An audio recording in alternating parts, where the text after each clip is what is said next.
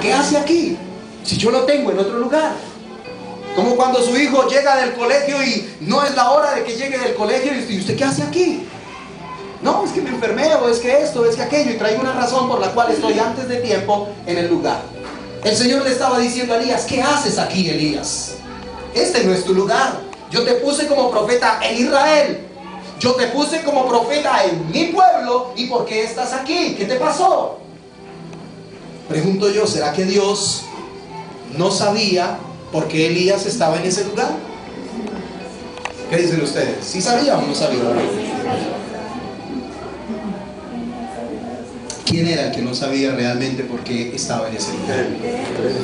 Elías. Entonces la pregunta del Señor hacia Elías no es para satisfacer la curiosidad del Señor, sino para que el siervo de Dios se vuelva a enfocar. Amén. Para que el siervo de Dios se vuelva a meter dentro de su plan perfecto. Amén. Yo no sé si usted esta mañana ha venido a la casa de Dios tal vez sin el sentido de otro tiempo.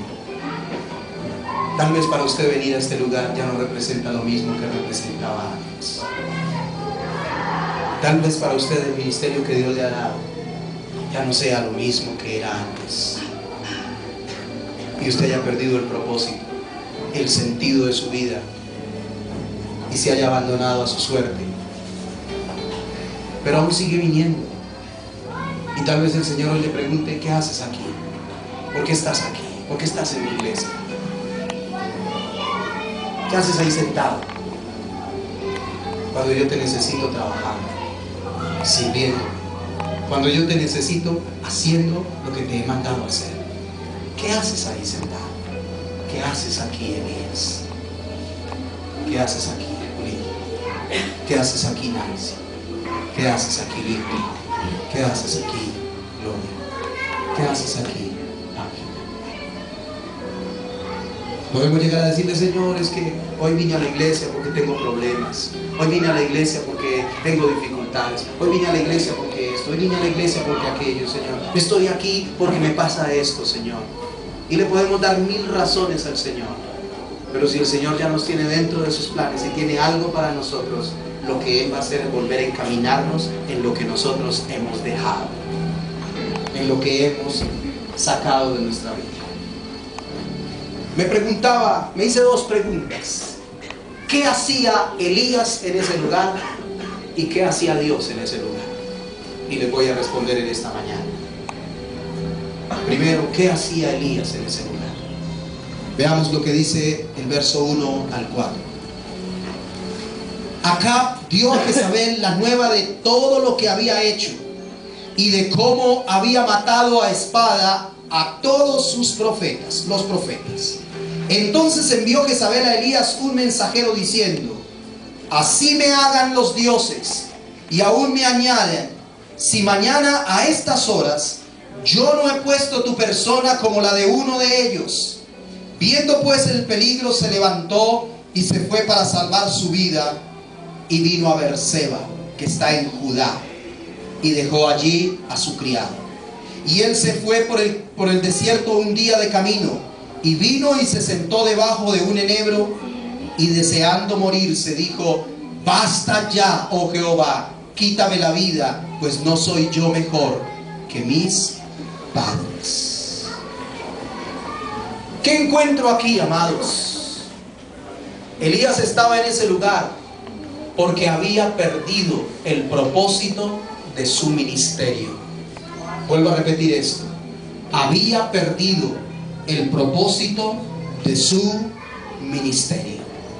Si ustedes notan el verso 1, dice que Acab le está dando las nuevas a Jezabel de todo lo que había hecho Elías. Yo me imagino a Acab diciéndole: oye, Jezabel, ¿te enteraste que Elías mandó matar a todos los profetas de tu Dios?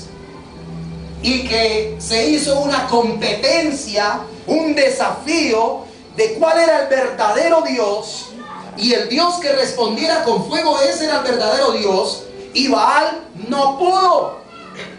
Y se supone que Baal era el Dios de las tormentas y de los fuegos. Y resulta que no pudo hacer descender fuego del cielo. Y Jehová Dios hizo descender fuego del cielo, y todos tus profetas falsos fueron degollados. Y Jezabel se puso furiosa. ¿Cómo así que me mataron a mis profetas?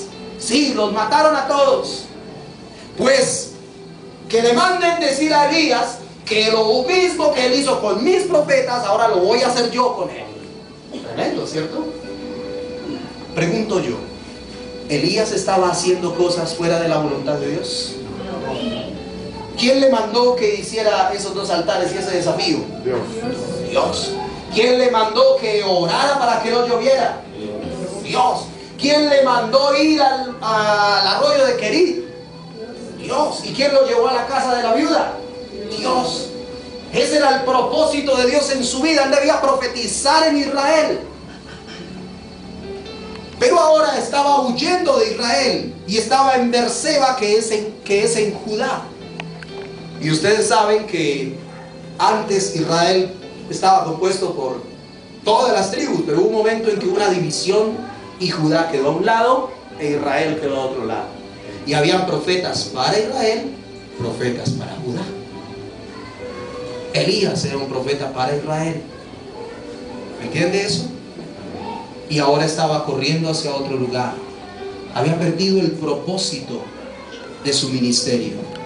Ahora, quiero que entienda algo, mi amado. Siempre que usted quiera hacer la voluntad de Dios, siempre que usted quiera, mi amado, meterse con el Señor y hacer lo que a Dios le agrada, al mismo tiempo está haciendo algo que al diablo le desagrada. Y entonces el diablo se va a levantar en su contra, porque él no quiere que el propósito de Dios se desarrolle en la tierra. Y entonces va a tratar de impedir por todos los medios que usted haga lo que Dios le ha mandado hacer. Y eso fue lo que sucedió. Jezabel se levantó. Pero ¿qué estaba haciendo Jezabel? Estaba desatándose a través de ella toda la furia del diablo, que estaba mal, estaba aburrido, porque le habían matado a todos sus profetas de mentira. Y usted sabe que una de las formas en que el diablo le gusta trabajar es usando profetas mentirosos, porque desvía al pueblo del propósito. Así que cuando usted haga la voluntad de Dios, espere la arremetida del diablo, pero tenga la seguridad de que Dios es su defensa, Dios es su protección. Gloria a Dios. Y no por eso usted Aleluya. tiene que salir corriendo como un niño asustado. No por eso usted tiene que salir huyendo, porque sencillamente que el diablo no se meta conmigo. Y él salió corriendo porque no quería que lo mataran. Perdió el propósito.